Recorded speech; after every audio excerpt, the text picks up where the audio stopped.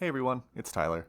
Quick heads up before the show. After we finished recording this episode, we noticed the mics occasionally got a bit staticky, so if you hear some pops during the episode, it's us, not you. We figured out the issue, so next episode should be back to normal. Just wanted to let you all know. Okay, PSA is over, so now on with the episode. Taldor's big into Aridin, the Church of Aridin, and Shuni sees himself as, or Imwid sees himself as like the protector of this kid. Aw. Except this kid sucks.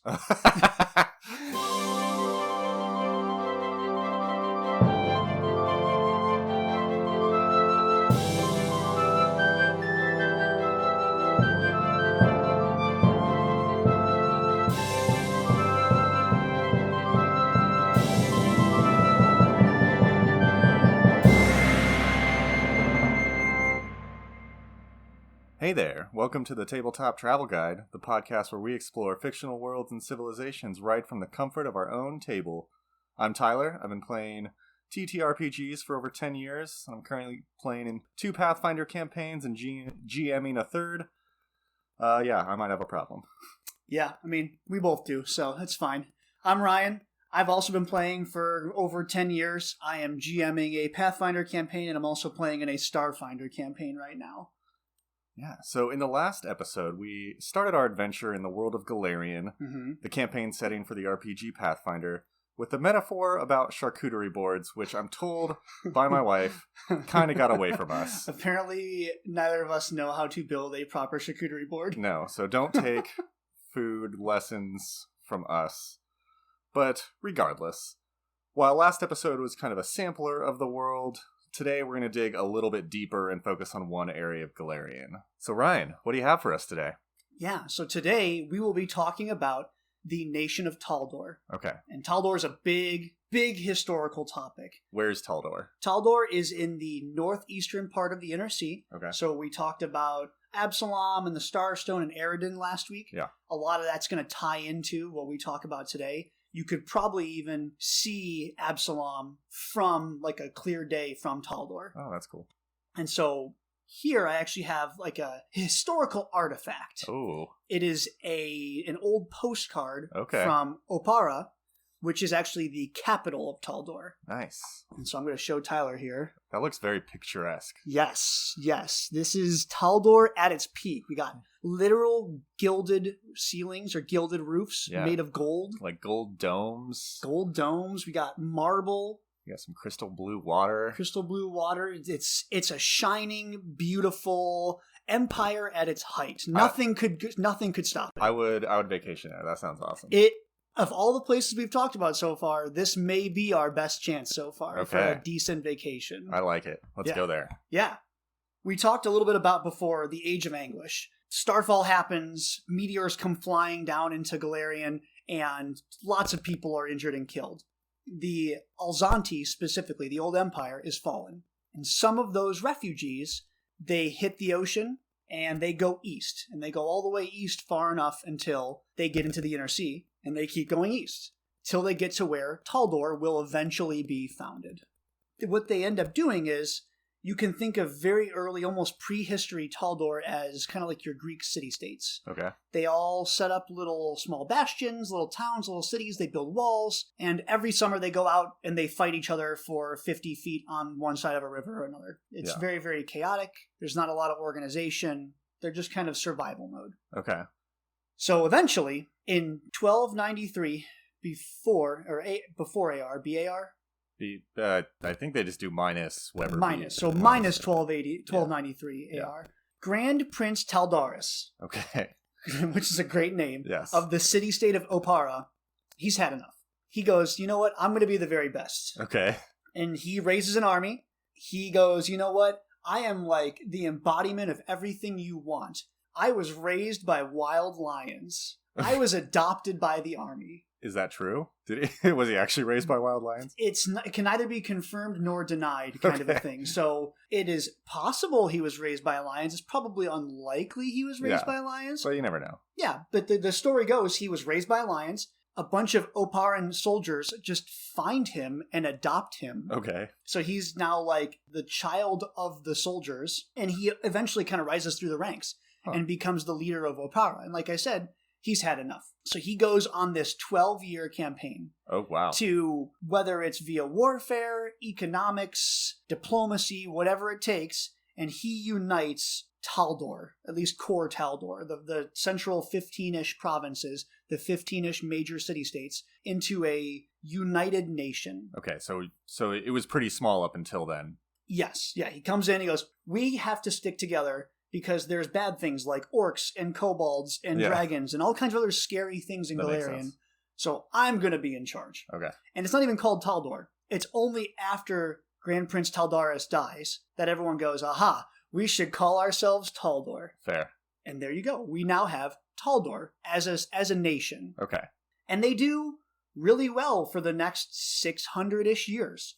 It's relatively peaceful. They're out there pushing up against their borders. They're fighting off the orcs and the goblins. And it's a good time to be a Taldoran. But then everything changes when the Tarrasque shows up. Oh, I'm sorry, a Tarrasque? A Tarrasque shows up. Can you explain what a Tarrasque is? Sure. So a Tarrasque is a gargantuan creature, pretty much, it's about 50 to 60-ish feet tall. It has an unstoppable healing factor. It has insane attacks. It's immune to almost all forms of physical and magical damage. It is immune to death. Okay. And it is the spawn of the god Rovagug. It literally is the embodiment of chaos and destruction. Wow. I think it even has the nickname the Apocalypse Engine. Yes, that's a great way to describe it. The Apocalypse Engine is a perfect description of what's about to happen. Oh my gosh. So it shows up from the east side. It had already completely apocalypsed or destroyed the former empire of Nishimber. Cool, never heard of that, so that makes sense. Yes, so it's already gotten one under its belt. Cool. And it blows through the World's Edge Mountains. Literally, just knocks a few mountains down to come to Taldor. Oh my gosh. And Taldor pretty much has no counter. Yeah, as you wouldn't, because it's an apocalypse. It's an apocalypse engine. So Taldor kind of just accepts it. The Tarrasque just runs around. It destroys the vast majority of major Taldor cities. It lays waste to the countryside. It kills a huge percentage of the Taldoran population. Yeah, that checks out. And then just keeps going west. It's on an east to west rampage, so it just keeps going. And Taldor kind of looks around and they decide as a people to pick up the pieces and not let that destroy them. Man, that's really hopeful for a group who just got wrecked. Yes, it's hopeful on one side. It's also one of the organizing reasons for Taldor was there's all kinds of other scary things, right? Yeah, so the Tarrasque has come and gone, but there are still all these other threats. I mean, I guess it makes sense from if you think of the Tarrasque as just a natural disaster. Right. You're not going to just be like, oh, well, not picking up, I guess. I guess I die here now. Yeah, humanity picks up the pieces. Yeah. So they spend the next 200-300 years rebuilding. Takes 2 to 3 centuries to come out of this. And they double or even triple down on infrastructure. Infrastructure. Yes, Roads. infrastructure. Ports. Yes, it's infrastructure century in Taldor. Perfect. Roads, canals, aqueducts. Anything to help the population bounce back. Yeah. And or anything to allow the quick movement of Taldoran soldiers to put down rebellions. Okay. And you're going to see this little bit of dichotomy from this point on in Taldoran history, where on one hand, the Taldorans are extremely proud of their heritage and they think they are the best.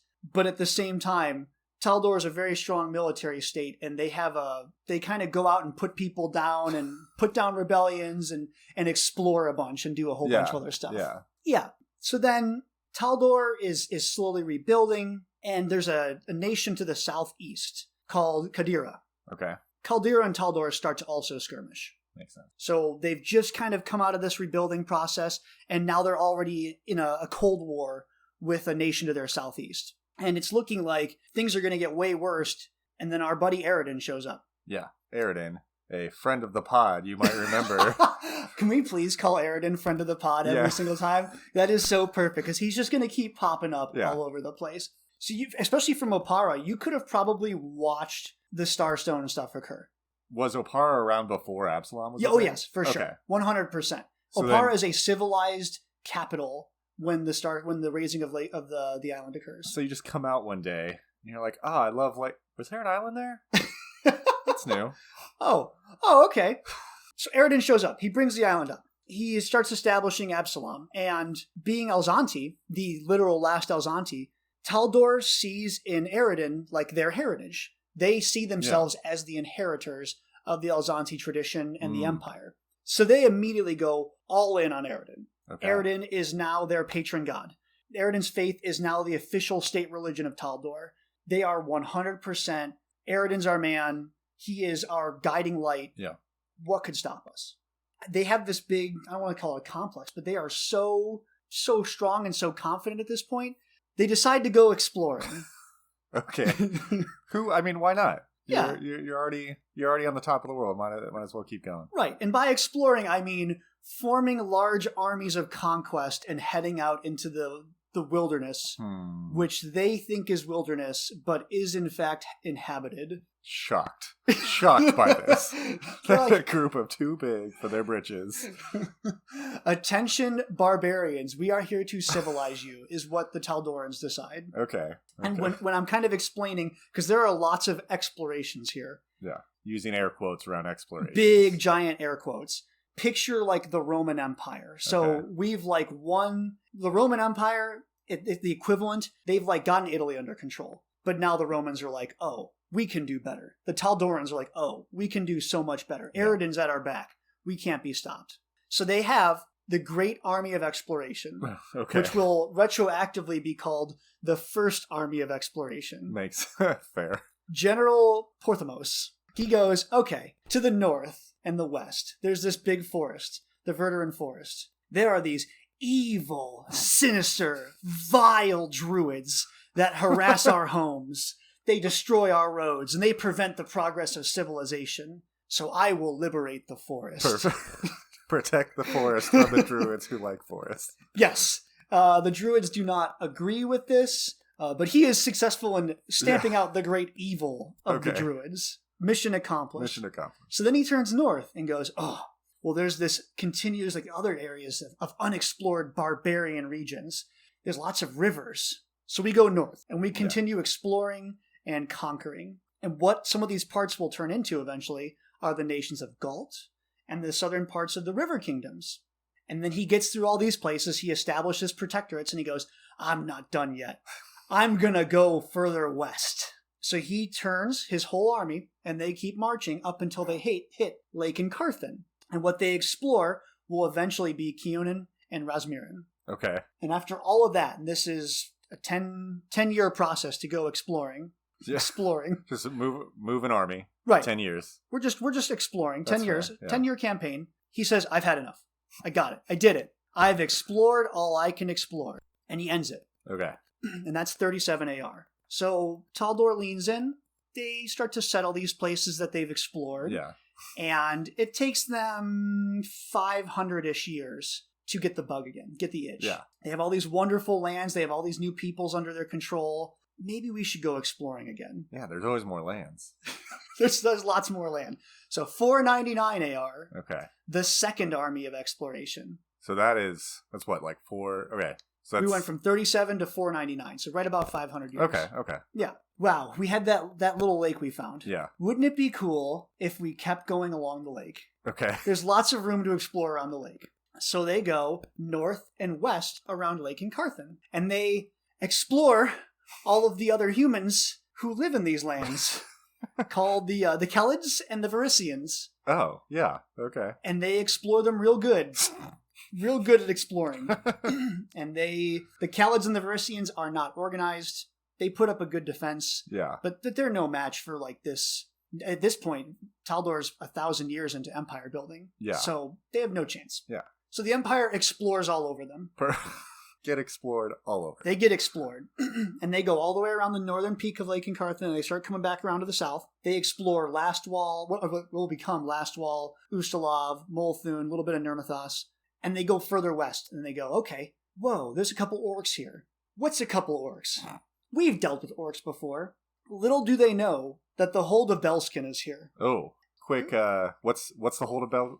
The Hold of Belskin is an orcish nation. Oh. It's centered around a sky citadel, which we haven't really talked about, Yeah. but it's an old dwarven citadel, basically. Full of orcs who fight real good. Orcs who fight real good. Okay. And the Taldorans get a little bit big for their britches, and they go, well, what's a couple orcs? They lose that fight. And that functionally ends the second army of exploration. First guy got bored. Second people got orcs. Yes, they lose, but the orcs also aren't really interested in conquering. Yeah. The orcs just don't want a bunch of humies in their lands. They don't want anyone exploring their understandable. Areas, which is completely understandable reaction to people coming into your land and being like, mine. It's a very reasonable take. So, yeah, the Taldorans lose in this second army of exploration, and it scratches the itch for another 1,000 years. Okay. So 499 through, again, 10-ish. You can assume all these campaigns are 10-ish years. Yeah. So then jump forward to 1520 Okay, AR. so about almost double the time between first and second. Yes, so we're going a little bit further between our hits. Okay.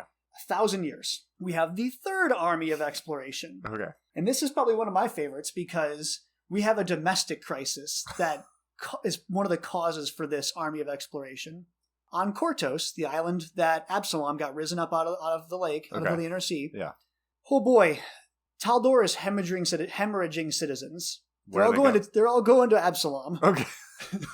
So all along Oprah and all the Taldoran cities, everyone looks around and goes, "Wow, it'd be really cool, lakefront property." Yeah. So forget this inland crap. Exactly. I want to go live on a private island, literally run by a god.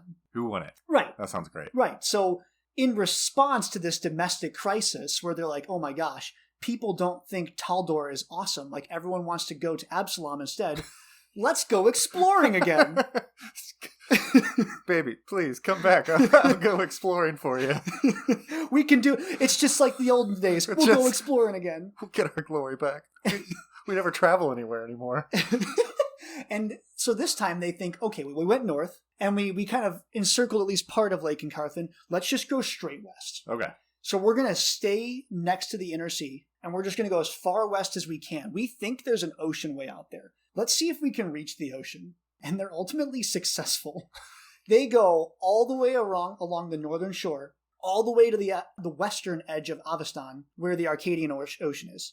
Okay. So they get to the border. Yeah. And they did it. Mission accomplished. Mission accomplished. They went all the way. They look out and they're like, there's only ocean. There's nothing more to the west to conquer. Perfect. So then they go, well, we still want to explore though. So then they go north. So at this point, they've kind of almost just made an entire loop around Avistan. Yeah, we're kind of doing the clockwise loop back around the northern shore and then back up towards Lake Encarthan. Okay. They established the port city of Corentin, where the Arch of Eredin is, which is basically Gibraltar. Okay. And Gibraltar in modern times. Yeah. And then, they go back north and they re-explore parts of Lake Encarthan that were previously explored. Been there, done that. Yes. Which, again... We always like a good rerun.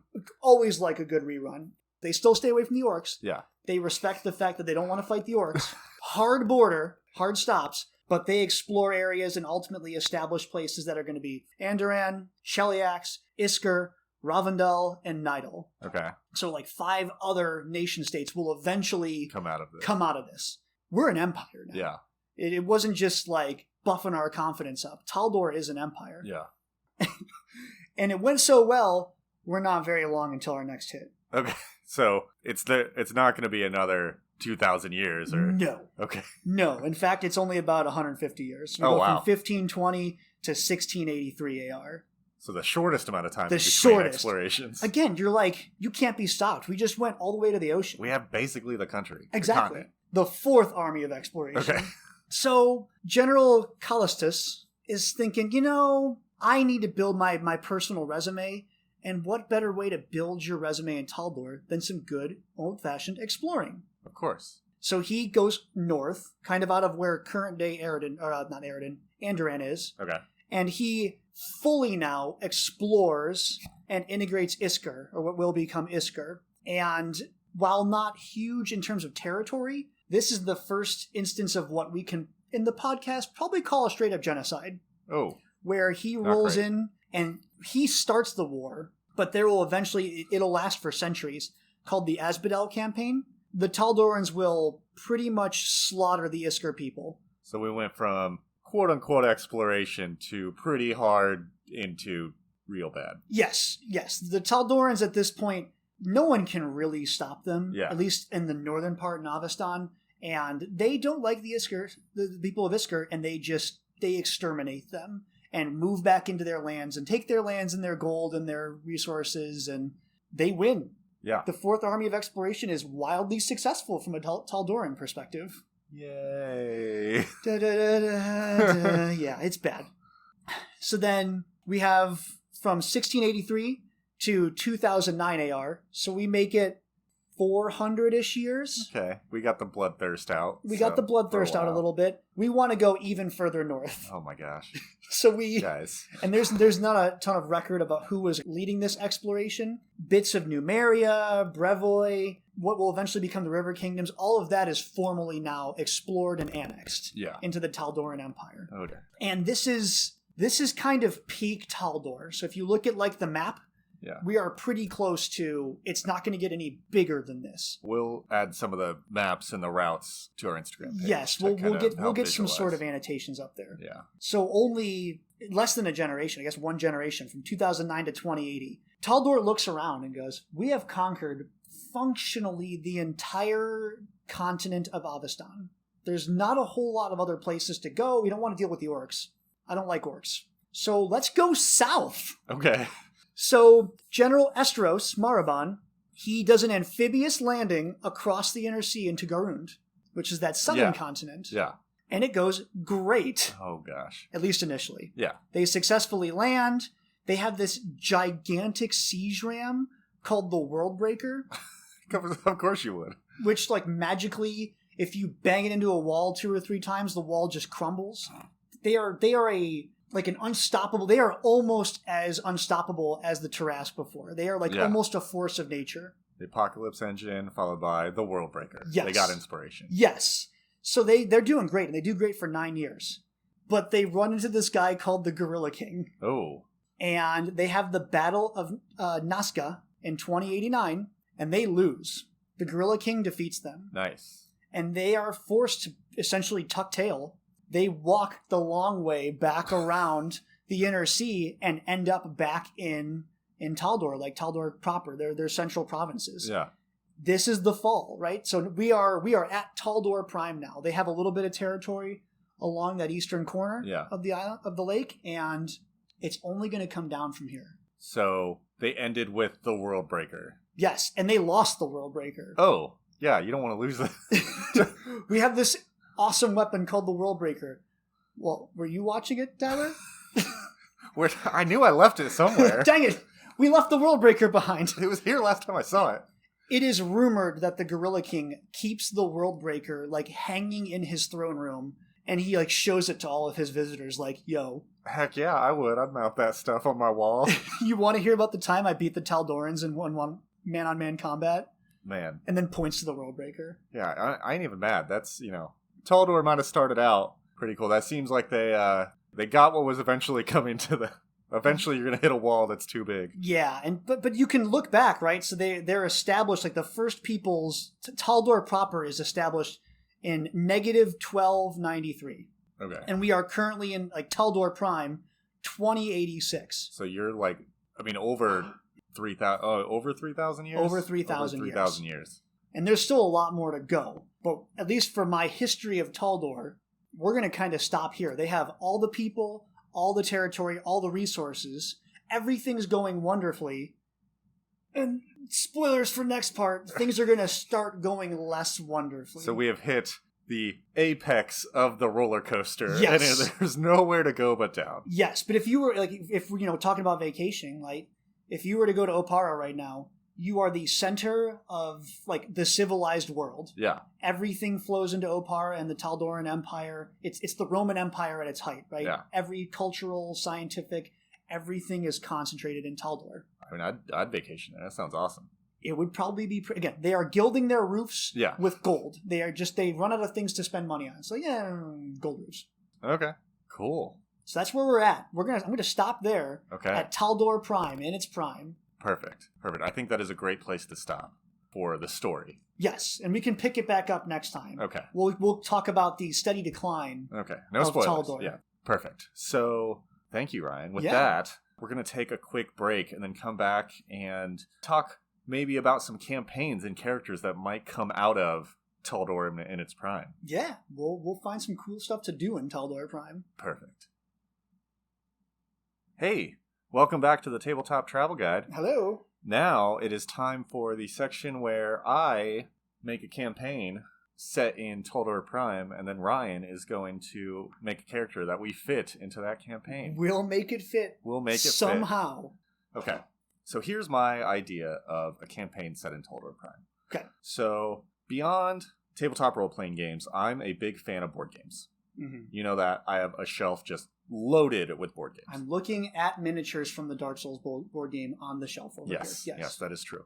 So a big popular type of board game, which I haven't played too much, maybe the closest one would be like Gloomhaven, but is a legacy type game where you make choices and the board changes. You have stuff like Risk Legacy and Pandemic Legacy where you continue to play separate games, and as you make choices, the different games happen. Yeah, it all stacks. Yeah. So my idea for this campaign, we're so neatly set up in a 5 or 6 armies of exploration that I want to do a legacy campaign over the course of the different armies of exploration. So in this case, each player, instead of controlling a single character, would control a noble house. In the first army of exploration, they all control the head of the noble house, the one that starts, Sure. Yeah, they're all directly in like why it happened. Yeah. So, yeah. And so I think it'd be cool that based on the choices you make, I haven't really thought necessarily of I don't know if you like do resources or how you make the differentiators, but based on the choices you make in each stage of the campaign, during the next army of exploration, your house might be more powerful or less powerful as you go. Oh, yeah. And so the party, you're all in, you're the heads of the house, and so, but you're all separate houses, right? Yeah. So then maybe in the second army of exploration, we have a character that, gets a free archetype or a different type of like heirloom magic item or something. Yeah. So you're not really unbalancing it too much in case somebody just messes up horribly. You still want to keep, your players. Right. But it's like, based on what I did, I am now this type of archetype and my like ancestor is there. Oh, that's so cool because you like, especially for some of those like, okay, we're gonna go north. My ancestors went north previously on the exploration campaigns, and now, like you said, I have this awesome sword that we liberated from they found some people, and then it's been passed down to the house. And the cool thing, and I am very much the type of person who, there are so many cool characters you can play and build in Pathfinder that anytime we start something new, I'm like, I like this character, but I also like a new character because I just like trying new things. So this is a cool way to have continuity between your like story of your houses, my great grandpa, my ancestor, but you still get to kind of play those new classes. Yeah. And the thing I'd really think would be cool, and probably one thing I'd make sure of, is that not everybody has to play a different ancestry. Mm-hmm. The reason is like you talked about on the Armies of Exploration, you have 400 years, 1,000 years, 100 years in between all of these armies. Right. And all the different ancestries have wildly different lifespans. Oh, absolutely. So yes. you have, on the bottom end, you have like goblins, which live maybe 50 years if they're an elder. But on the other end, you have elves who live upwards of 600. And technically, gnomes, while usually live to about 400, could theoretically live forever. Yes. If they continue to avoid the bleaching. Yes. Which the bleaching is in gnomes in the Pathfinder lore, that they are constantly going on adventure, and if they stop adventuring and learning new things, then they basically die. You can, if you're a gnome in Golarion, you can literally die of boredom. Yeah. Basically. Yeah. Like, when you're like, I'm so bored, I might die. Gnomes actually have to have That's actually a mechanic. Yes. I think it'd be really cool to have, if you have one player playing an elf household, maybe between the first and second army of exploration, it's like 2 generations. Right. Like, my grandpa was on this. But one of the others might be, I don't know, a kobold. I don't know how kobolds become noble houses. You'd fit it in, right? Yeah, you make it work. Yeah. But, like, 60 years, this is, after 500 years, this is my, like, 7th generation. They've, like, heard stories. Yeah. But you're all still in the houses that are together, so it'd be really interesting to see the dynamic of being like, oh, hey, kobold friend, my grandpa went on this thing. And they're like, yeah, my great-great-great-great-great-great-grandfather also went on this. That would be so awesome. Oh my gosh. I'm trying to think of like mechanically how you would even... Yeah, that's such a cool concept. Yeah. I told you before we started recording that I am going to really get annoyed with all the ideas we make, because I thought of this like while I was falling asleep a couple nights ago, and I'm like, dang it, I really want to play this right now. Oh my gosh. This also could be a really good, not to say like a back burner, but like you could almost play this even on I forget what it's called, like when you play online or like asynchronously. Oh yeah, like a play-by-post. Yeah, like a play-by-post almost, where you could have like your in-person sessions for big moments, but you could also like be texting or emailing back and forth like, oh, here are all the backroom maneuvers that we're doing like in between the major campaigning issues. That'd be cool. So next week our intro is gonna be we're playing in 4 Pathfinder campaigns. Oh my gosh, we cannot. We cannot spin any more to actually play in right now. Okay, that's my idea of a campaign. I really like the idea of it, and I just kind of like the dynamics between something unique, different resources, different houses. Yeah, shifting things up. Yes. So then to integrate into that idea, I think I got a good one for you. Okay. So I created this. It's a fighter, and I'll preface this by saying when I do some character generation, a lot of times I like to use some random number generators, and I have a table for NPC generation. It's very, very basic, but I have all the different classes. Okay. And then I have a column for common, uncommon, and rare ancestries, like heritages. Yeah. And then I have one more column that it gives me rough ideas, like generations for background. Okay. So you basically, you basically get kind of bare bones of a skeleton and then kind of flesh everything out. Yes, and I absolutely cheat. For this one specifically, I think I rolled the class like 3 or 4 times. Until you I kept getting like wizard. I was like, I don't want to build a wizard right now. Fair. So random generation, but also more as an instigator of creativity, not as like a hard rule of, well, I guess I'm doing this now. Yeah. Okay. So tell me about your character. Yes. So I have Imwood the Shuni fighter. Okay. What is a Shuni? So Shunis are basically bipedal pugs. They are standing dogs. Yes. And I think technically Shunis can be other breeds of dog, but all the pictures are pugs. I think you can technically have like a bipedal corgi if you wanted. Yes, pugs and like bulldogs are a lot of the official art. I don't think anyone would ever be mad or prevent you from playing like, oh, this is my golden retriever Shuni. The best friend. Anyway, okay, so Imwood the Shuni. Yes, Imwood the Shuni. So Imwood starts life born to a noble family. Okay. The youngest son of the Vatia family, Pertuis Vatia. And it is said in Shuni lore that the Shuni were created by Aridin himself to serve as loyal companions for those who need them. So we kind of tie it back into our Aridin stuff we talked about previously. Yeah. Taldor's big into Aridin, the Church of Aridin. And Shuni sees himself Imwood sees himself as like the protector of this kid. Oh. Except this kid sucks. This kid sucks. This kid is selfish. He's disrespectful. He's fickle. He doesn't want to go to school. All he wants to do is like sneak off to the gladiatorial arena. And Imwood feels obligated. Like, well, yeah, this is my best friend. Yeah. I exist to be Imwood. I exist to be this kid's best friend. And one day, like while they have snuck off to the gladiatorial arena, something happens. Like there's an uprising or maybe a fighter who wasn't supposed to wins. And there's like an uprising in the arena. And Imwood successfully defends Pertuis. Okay. And like gets him out and saves him. Oh, nice. And another one of the gladiators kind of sees Imwood, takes him under her wing. Is like, you know what?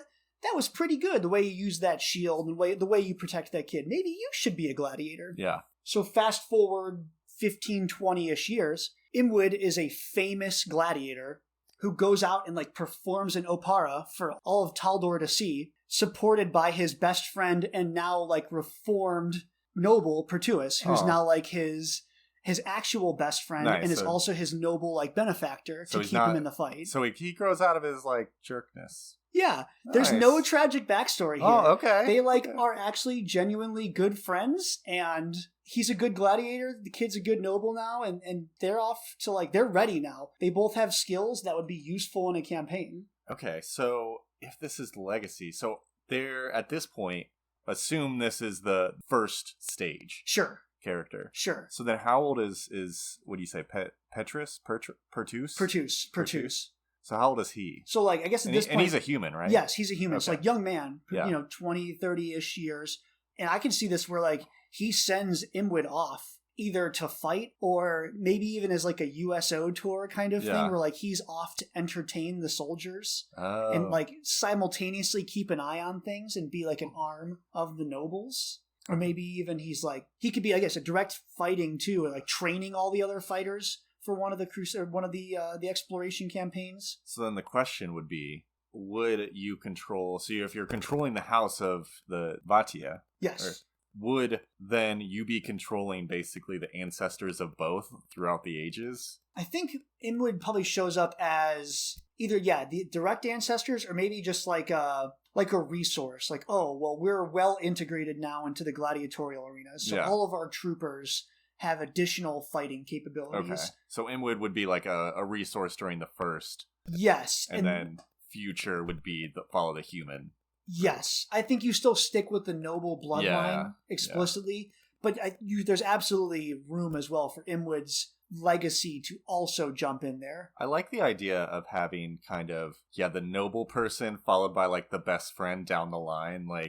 We talked about the dynamics, but having in the same house, my family has protected the noble family for generations. And then it's these Shunies have been our best friends for ages. I imagine a hallway with 15 paintings in it, and it's middle-aged boy or girl who's the head of the noble house and their dog. And they're best friend, hugging shoulders. And it's one day you too will have a best friend who is a dog person. Oh, that's actually really sweet. Yeah, and it just keeps going through, but then you go to the Shunies house and they have their own little hallway with oh, here's all of our dog ancestors and here's all the pictures of our best friends. Aw, that's too adorable. I love that. And then again, not knowing spoilers, what happens next time?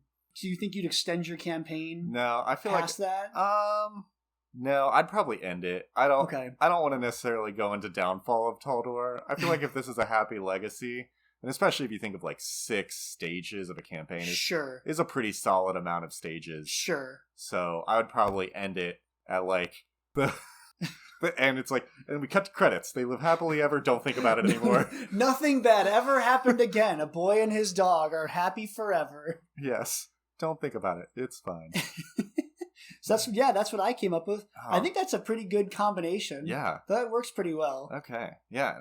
We'll also post I believe you actually built out Imwyd, didn't you? Yes, I built out Imwyd as a level 10 fighter. I didn't even talk about his stats, but level 10 fighter, shield specialization. Okay. So the Shumi is protecting, right? Okay. All shield based, shield throws, a little bit of Captain America flavor in there. So we'll link his stat block in the show notes or on our social media, and if you want to look at that as well. I love it. Great campaign, great character. We'll start playing right after this. Not really. At some point. We're gonna have way too many to do. So way too many to do. I think you called it at the beginning. I think we talked about Taldor Prime. And I'd say if there's a place to visit for vacation, I would think Opar in the summertime. Oh yeah. Yeah. Oh yeah, absolutely. Anything you could ever want in terms of cool stuff, entertainment, food, drink. I think it's there. It's all there. Okay. So like any good travel guide, we got to give a review. We got to give a final score. Yeah.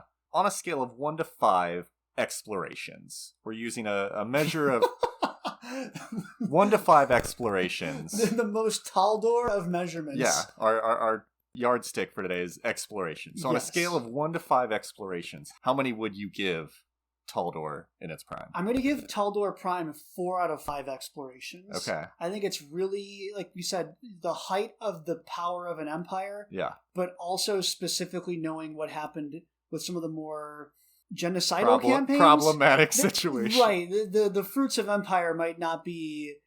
honestly one ill-gotten gains. A little bit of ill-gotten gains. So it'd be super fun to visit, but Yeah. Definitely would also not want to be there for like a super long time and jump hyper deep. So 4 out of 5 Okay, 4 out of 5. I think 4 out of 5 explorations for Taldor. I think that's pretty solid. That's probably one of our best ones. Yeah, and again, in terms of places to visit on Golarion, I think we're going to be hard pressed to beat 4 out of 5 explorations. Okay, we'll see.